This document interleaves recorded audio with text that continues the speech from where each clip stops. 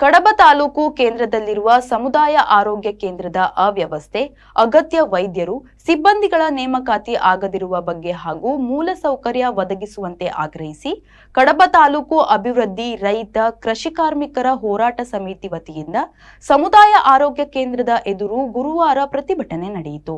ಹೋರಾಟ ಸಮಿತಿಯ ಸಂಚಾಲಕ ಜಿಲ್ಲಾ ಪರಿಷತ್ನ ಮಾಜಿ ಸದಸ್ಯ ಸೈಯದ್ ಮೀರಾ ಸಾಹಿಬ್ ಅವರು ಮಾತನಾಡಿ, ಕಡಬ ತಾಲೂಕು ಆಸ್ಪತ್ರೆಯಲ್ಲಿ ವೈದ್ಯರು ಹಾಗೂ ಸಿಬ್ಬಂದಿಗಳ ಕೊರತೆಯಿಂದಾಗಿ ಕಳೆದ 2 ವರ್ಷಗಳಿಂದ ಇಲಾಖೆ ಹಾಗೂ ಕರ್ನಾಟಕ ರಾಜ್ಯದ ಆರೋಗ್ಯ ಇಲಾಖಾ ಸಚಿವರಿಗೆ ಹಲವಾರು ಮನವಿಗಳನ್ನು ನೀಡಿದ್ರೂ ಯಾವುದೇ ಪ್ರಯೋಜನ ಇಲ್ಲ.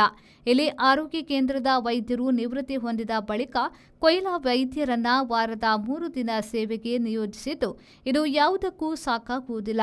ಇದರಿಂದ ತಾಲೂಕಿನ 44 ಗ್ರಾಮಗಳ ಬಡ ಜನತೆಗೆ ತೊಂದರೆಗೆ ಒಳಗಾಗಿದ್ದಾರೆ. ಎಕ್ಸ್ರೇ ಯಂತ್ರ ಇದ್ರೂ ಕೂಡ ಸಿಬ್ಬಂದಿ ಇಲ್ಲ, ಸ್ಕ್ಯಾನಿಂಗ್ ಯಂತ್ರ ಇದ್ರೂ ಆಪರೇಟರ್ ಇಲ್ಲ, ರಕ್ತ, ಬಿಪಿ, ಶುಗರ್ ಹಾಗೂ ಇನ್ನಿತರ ಶೋಧನೆ ಮಾಡುವ ಯಂತ್ರಗಳಿದ್ರೂ ಸಿಬ್ಬಂದಿಯ ಕೊರತೆ, ಆಂಬ್ಯುಲೆನ್ಸ್ ಇದ್ರೂ ಕೂಡ ಚಾಲಕರ ಕೊರತೆ, ಜನರೇಟರ್ ಇದ್ರೂ ಅದಕ್ಕೆ ಡೀಸೆಲ್ ಕೊರತೆ, ಇಂತಹ 10 ಕೊರತೆಗಳಿಂದ ಆಸ್ಪತ್ರೆ ಬಡವರ ಪಾಲಿಗೆ ಶಾಪವಾಗಿದೆ. ಕಡಬದಲ್ಲಿ ಯಾವುದೇ ವ್ಯವಸ್ಥೆ ಆಗಬೇಕಾಗಿದ್ರೂ ಹೋರಾಟದ ಮೂಲಕವೇ ಪಡೆದುಕೊಳ್ಳಬೇಕು ಎನ್ನುವುದು ವಾಡಿಕೆಯಾಗಿದೆ.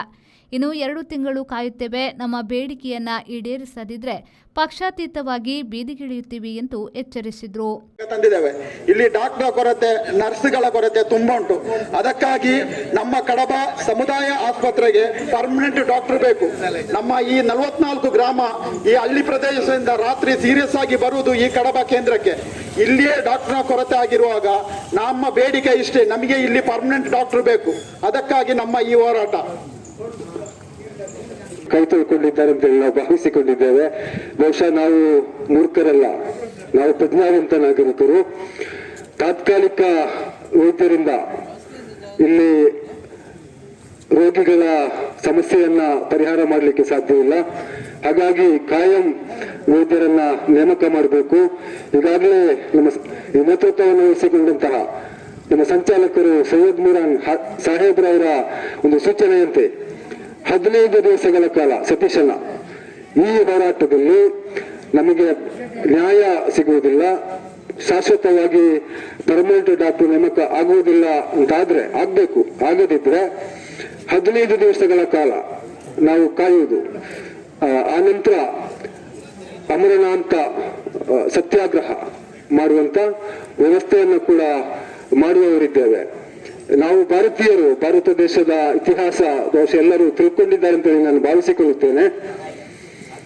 ಮಹಾತ್ಮ ಗಾಂಧೀಜಿ ಅವರ ಕಾಲಘಟ್ಟದಲ್ಲಿ, ತಾಯಿ ಮದರ್ ತೆರೇಸಾ ಅವರ ಕಾಲಘಟ್ಟದಲ್ಲಿ ಈ ದೇಶದಲ್ಲಿ ಹಲವಾರು ಅಪಾಯಕಾರಿ ರೋಗಗಳು ಬಂದಾಗ ಇಂಥ ವ್ಯವಸ್ಥೆಗಳು ಅವತ್ತಿರಲಿಲ್ಲ. ಬಹುಶಃ ಮಾನವೀಯತೆಯ ಮೌಲ್ಯವನ್ನು ಅರಿತುಕೊಂಡಂತಹ ಮಹಾತ್ಮ ಗಾಂಧೀಜಿಯವರು ಜೀವದ ಪ್ರಾಣದ ಮಹತ್ವವನ್ನು ಅರಿತುಕೊಂಡಂತಹ ತಾಯಿ ಮದರ್ ತೆರೇಸಾರವರು ಸ್ವತಃ ಆಸ್ಪತ್ರೆಯನ್ನ ಕಟ್ಟಿಕೊಂಡು ಆ ಭಾಗದ ಬಡ ರೋಗಿ, ಈ ದೇಶದ ಬಡ ರೋಗಿಗಳ ಚಿಕಿತ್ಸೆಯನ್ನ ಮಾಡಿ ಅವರ ಆರೋಗ್ಯವನ್ನ ಕಾಪಾಡಿಕೊಂಡಂತ ಇತಿಹಾಸ ನಮ್ಮ ಭಾರತ ದೇಶದಲ್ಲಿದೆ.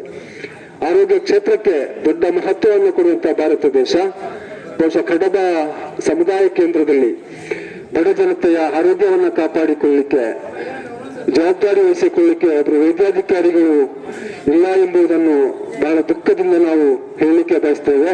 ವಿವಿಧ ಪಕ್ಷದ ಮುಖಂಡರಾದ ಸತೀಶ್ ಶೆಟ್ಟಿ ಬಿರುಕು, ಮಹಮ್ಮದ್ ಅಲಿ, ಕಿಶನ್ ರೈ ಪೆರಿಯಡ್ಕ, ಇಲಿಯಾಸ್ ಆಲಿ, ಹಳೆ ಸ್ಟೇಷನ್ ಮತ್ತಿತರರು ಸಮುದಾಯ ಆರೋಗ್ಯ ಕೇಂದ್ರ ಅವ್ಯವಸ್ಥೆಯ ವಿರುದ್ಧ ಆಕ್ರೋಶವನ್ನ ವ್ಯಕ್ತಪಡಿಸಿದರು. ಪುತ್ತೂರು ತಾಲೂಕು ವೈದ್ಯಾಧಿಕಾರಿ ಡಾಕ್ಟರ್ ದೀಪಕ್ ರೈ ಅವರು ಇಲಾಖೆಗೆ ನೀಡಿದ ಮನವಿಯನ್ನ ಸ್ವೀಕರಿಸಿ ಮಾತನಾಡಿ, ಮುಖ್ಯ ವೈದ್ಯಾಧಿಕಾರಿಗಳ ಹುದ್ದೆ ಖಾಲಿಯಿದೆ. ಇಲ್ಲಿನ ವೈದ್ಯಾಧಿಕಾರಿಯೊಬ್ಬರು ನಿವೃತ್ತರಾದ ಬಳಿಕ ವಾರದಲ್ಲಿ 3 ದಿನ ಕೊಯ್ಲಾ ಮತ್ತು ಕೋಡಿಂಬಾಳದ ವೈದ್ಯರು ಜೊತೆಗೆ ಪಾಲ್ತಾಡಿಯ ವೈದ್ಯರನ್ನ ಇಲಾಖೆಗೆ ನಿಯೋಜನೆ ಮಾಡಿದೆ. ಸರ್ಕಾರ ನೇಮಕಾತಿ ಮಾಡದೆ ಇಲಾಖೆ ಕೂಡ ಏನೂ ಮಾಡಲು ಸಾಧ್ಯವಿಲ್ಲ. ಆದರೂ ಇಲಾಖಾ ವತಿಯಿಂದ ಗುತ್ತಿಗೆ ಆಧಾರದಲ್ಲಿ ವೈದ್ಯರು ಹಾಗೂ ಇತರ ಸಿಬ್ಬಂದಿಗಳ ನೇಮಕಕ್ಕೆ ಅರ್ಜಿ ಆಹ್ವಾನಿಸಲಾಗಿದ್ದು, ಮಂಗಳೂರಿನಲ್ಲಿ ಇಂಟರ್ವ್ಯೂ ನಡೆಯುತ್ತಿದೆ ಎಂದು ಹೇಳಿದರು. ದಿವಾಕರ್ ಎಂ, ವಿ4 news, Kadapa.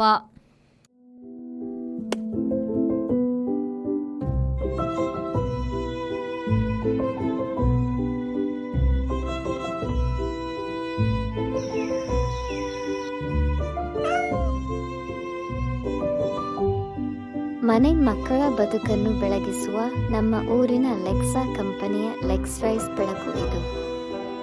Proven specialist and award-winning manufacturer. Truly proud Indian. Lexrise powered by Lexa.